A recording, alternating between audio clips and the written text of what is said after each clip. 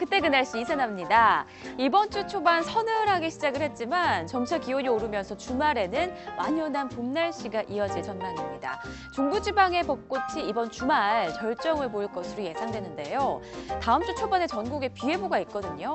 이 비가 내리고 나면 꽃잎이 좀 많이 떨어질 것으로 보입니다. 이번 주말에 잠깐이라도 시간 내서 화려하게 수놓인 벚꽃 구경하시면 좋겠네요. 자, 오늘 그때 그 날씨는 1991년 소식 함께 보겠습니다. 먼저 날씨부터 확인할게요. 개나리꽃 만개, 제목만으로도 기분 좋아지는 그런 날씨였네요. 기온을 보니까요, 이날 서울 아침 기온 7도로 시작해서 한낮에는 22도까지 오르는 등 많이 따뜻한 날씨로 보였습니다. 특히 이 전날에는요, 충남 서산과 경기도 양평의 최고 기온이 무려 24.2도를 기록했는데요. 고온다습한 동풍이 태백산맥을 넘으면서 나타나는 팬 현상 때문이었습니다. 날씨는 맑고 따뜻했지만 비 소식이 없어서 전국 대부분 지방에 건조특보가 발효돼 있었는데요. 그때나 지금이나 산불 예방은 봄철 최대의 관심사인 것 같습니다. 자, 그럼 91년 이날 신문에는 어떤 소식들로 채워져 있었는지 다른 지면도 살펴볼게요. 쓰레기 분리수거 자리 못 잡아라고 큼지막하게 나와 있습니다. 이때 쓰레기 분리수거가 좀 잘 안 됐던 모양인데요. 올 들어 쓰레기 분리수거가 전면 실시된 이래 서울 시민의 44% 정도만 쓰레기를 제대로 나눠서 버리고 있다라고 나와 있습니다. 1991년부터 쓰레기 분리수거가 본격적으로 실시가 됐는데요. 그래서 재활용품 지정 장소가 없는 곳도 많았고 또 아직 분리수거에 대해서 모르는 사람도 많고 좀 약간은 혼란스러웠던 모양입니다. 어떤 일이든 처음에는 좀 혼란스럽고 우왕좌왕하는 과도기가 있기 마련이죠. 자, 그럼 다른 지면도 넘어가 볼게요. 오존층 파괴 예상보다 2배 빨라라는 제목입니다. 사람의 몸에 해로운 자외선을 막아주는 지구의 방패, 오존층에 대한 기사인데요. 인류가 이 오존층의 존재를 알게 된 거는 생각보다 그리 오래되지가 않았습니다. 이 오존층이 냉장고 등에 사용되는 프레온가스에 의해서 급속도로 파괴되고 있다는 사실을 과학자들이 발견을 했는데요.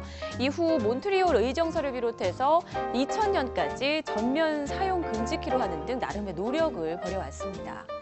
그 지속적인 관측 결과 오히려 오존층 파괴 속도가 2배나 증가한 것으로 드러난 건데요. 정말 걱정이 이만저만이 아니었죠. 다행히 24년이 지난 지금 꾸준한 노력의 결과로 오존층 파괴는 더 이상 심화되지 않고 있다고 하는데요. 오존층 보존을 위한 적극적인 대책이 앞으로도 필요할 것으로 보이네요. 자, 그럼 다음 소식 넘어갑니다. 휴대용 컴퓨터 시대 본격화. 요즘은 스마트폰이나 태블릿 PC 등 컴퓨터의 형태가 아주 다양하지만 이때만 하더라도 휴대용 커뮤터라 함은 사진에서 보는 것처럼 벽돌만큼 아주 두껍고 무거운 노트북 컴퓨터가 전부였습니다. 가격 또한 어마어마했는데요. 91년 당시 200만 원이 훌쩍 넘을 정도로 비싸서 부자들의 전유물로 여겨져 왔었죠. 이렇게 가격이 높았던 이유 중에 하나는 바로 기술 문제로 전량 해외에서 수입을 해왔기 때문인데요. 본격적으로 국내 업체들이 휴대용 컴퓨터 시장에 뛰어들면서 노트북의 대중화가 이뤄지기 시작했습니다.